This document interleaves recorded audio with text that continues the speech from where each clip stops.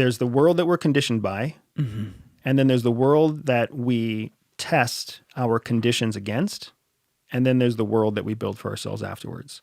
Now, where I think a lot of people struggle is that the world that they're conditioned in never really gets tested because they don't grow much, right?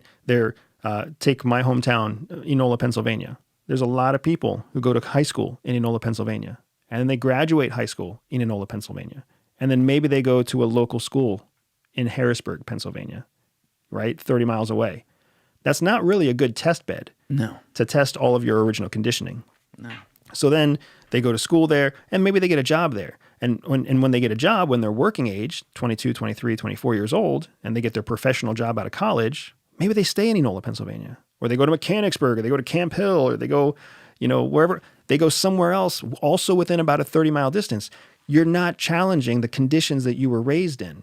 And now you're to the place where you're actually you're creating your own life. So you're just building the same life that you were conditioned in, which is why parents do to their kids the same thing that their parents did to them, even though they hated it when their parents did that to them as kids, because they never learn a different way, right? To really test the conditions that you were raised in, you've got to go to a very foreign environment. I'm not saying you have to go to Vietnam. No, sure.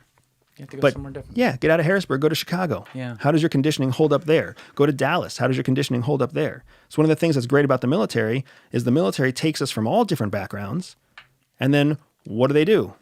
Recondition us to be these military soldiers. But if we go to a different place, let's give two examples. We go to a different place in America.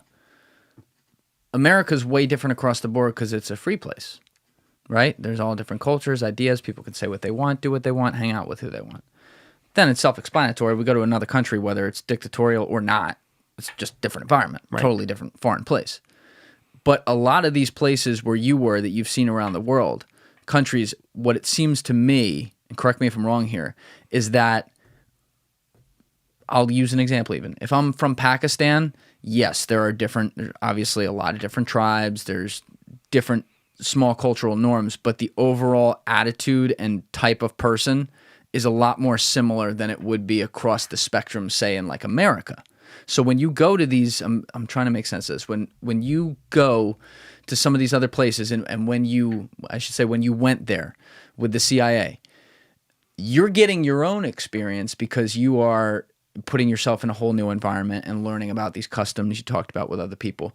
But did you notice that a lot of people were molded by their environments in these foreign countries and remained in that environment even if they traveled 200 miles away and lived somewhere new because the environment was so similar, and kept those same attitudes? Therefore, we have like these quote unquote, like you talked about in the last podcast we did, or 2 podcasts ago, collegiate culture, where it's like, this is ingrained, this is what it is, whether you're in this part or that part, like this is what they think. Whereas in America, we're always changing. You drive 20 miles and some things can even change. Yeah, we're not changing as much as you might think we're changing, right? That's what's the first thing to keep in mind.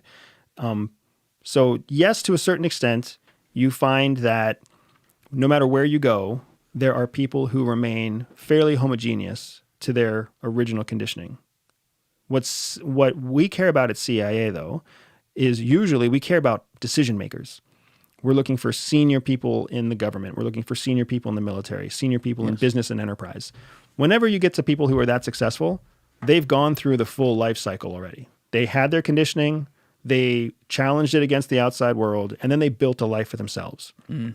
That doesn't mean that they're like open minds. It just means that they have created a third set of conditions that they follow instead of following the conditions that they were originally given.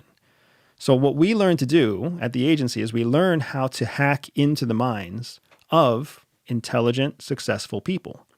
Because intelligent, successful people are some of the most vulnerable people in the world because they don't think they have vulnerabilities anymore. Ignorant masses who don't really have access to secrets, who don't really have influence, don't really have power, don't really have money, those are people who are paranoid of everything, right? They think someone's trying to steal their privacy and someone's trying to steal their guns and someone's trying to like steal their wife, right? They're paranoid of everything because they don't have much. So what they do have, they're terrified of losing. Mm. But when you get to people who have power, influence, and money, oftentimes they're kind of asleep at the wheel. They don't realize how much they have, because they're also tied up in very human issues. Fighting with their daughter, or their son doesn't want to be their son anymore, or their wife might be cheating on them, or they might be cheating on their wife. The company might be going through a hostile takeover and they're not even thinking about their family anymore. Like those successful people in business and in government, political work are some of the most vulnerable people out there. So we learn how to think like they think, how to read the conditions that they've built for themselves, and then how to appear like we believe the same context that they believe. Because the people that you trust the most are the people who you see and meet who are the most like you. You naturally trust people who what we call mirror you. They mirror your values, they mirror your life experiences, they even mirror your behavior. So that's all. Mirroring is something you can teach someone to do. Yes. Right? So that's what the agency does. That's what espionage is all about. It's not about trying to fit to the conditions of ignorant people. It's about trying to mimic that you believe the conditions of very successful people. That's what makes it such a gentleman's game.